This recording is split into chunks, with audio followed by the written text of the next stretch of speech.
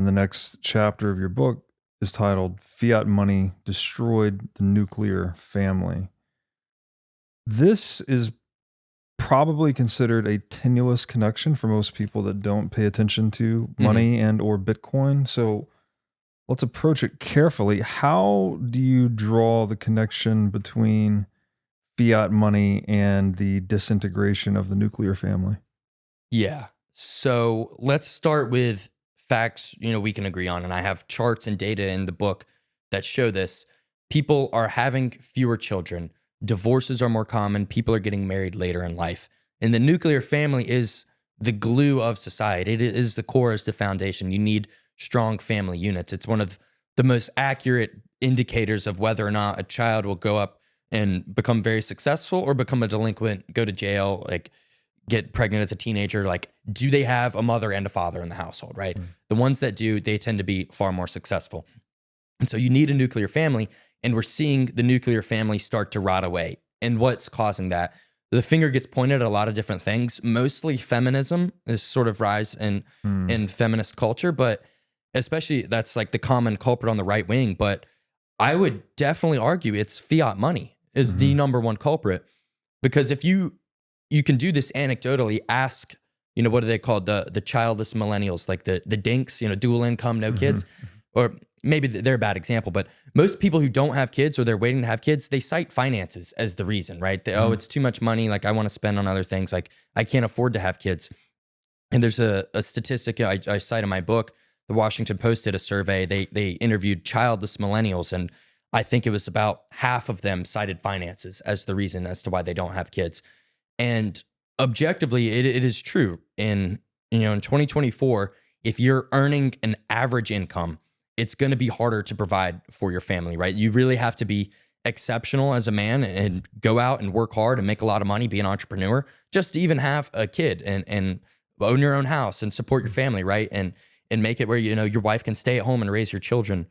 My grandfather, I'm sure everybody has a story like this. Like, my grandfather worked in just a widget factory in a small town in South Carolina, like average job, normal income, whatever.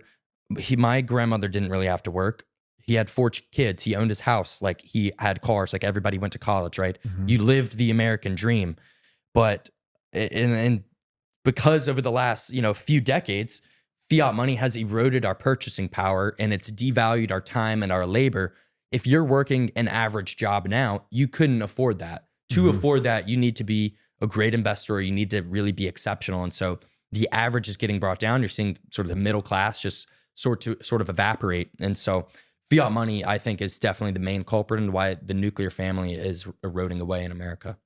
Yeah, I mean, it makes a ton of sense just from a very practical standpoint, right? If you don't have the resources to raise a family, then you're probably not going to raise a family, right? And then, I'm reminded of these charts I've seen too on the website WTF happened in 1971.com. Yeah. They show like, there's a couple of them, the divergence between productivity and wages, right? That all that productivity started to get scalped through inflation. It wasn't accreting to, hourly workers basically, or blue collar, white collar, middle class workers. And then two, the something about the requirement of a dual income, right? I'm reminded of in the God Bless Bitcoin documentary, they talked about the Brady Bunch, like he's just an architect. He worked, they had 2 cars, house, 6 kids, mom's at home, everyone's happy, housekeeper. Yeah. And like, that is utterly impossible today. Like, even if you were an architect, I don't think one income architect could even come close to that. You would need both parents working, and then you might, I don't know if you could get, still don't think you could have the Brady Bunch with the dual income. So we've squeezed the middle class to the point where they live much closer to the edge of their own economic livelihood.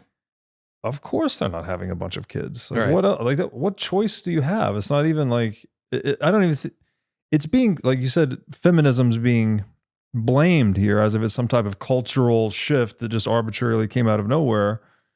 It's like, no, that's not true at all. It's like, just look at the practical realities of what's possible or practical and what's not. Right.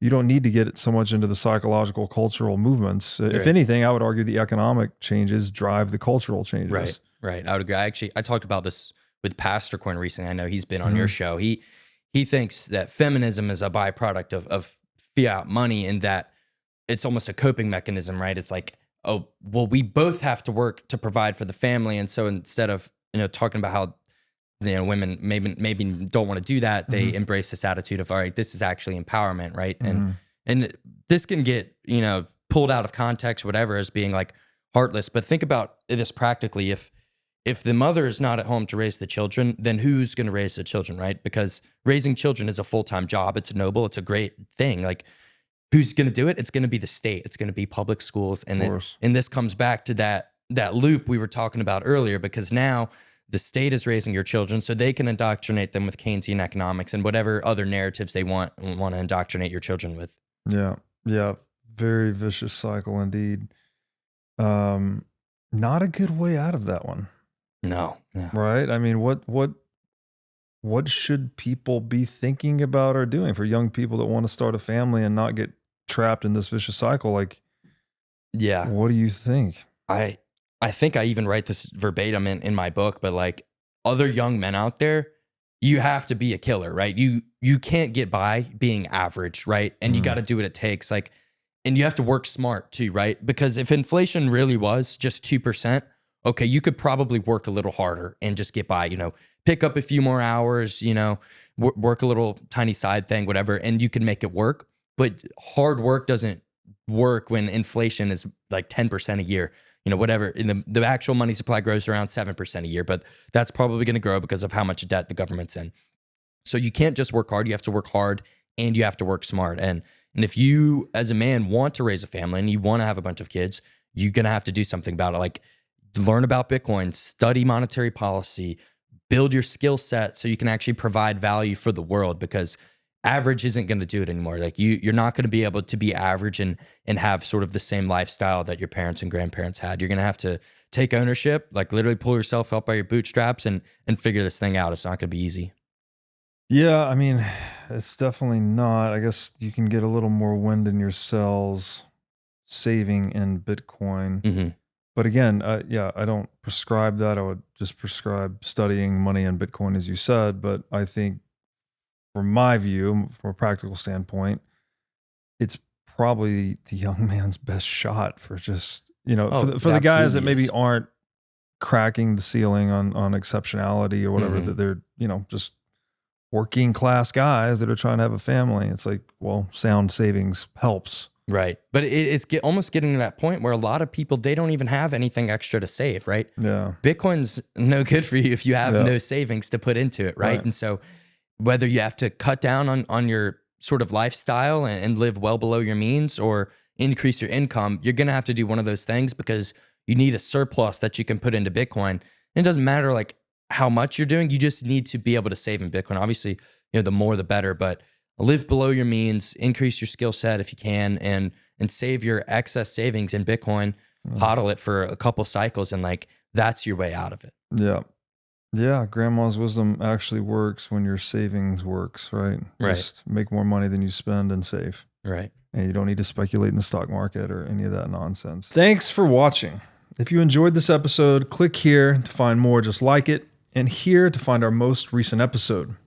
Also, make sure to like this video to help shine light on the corruption of money, and be sure to subscribe to this channel to stay connected.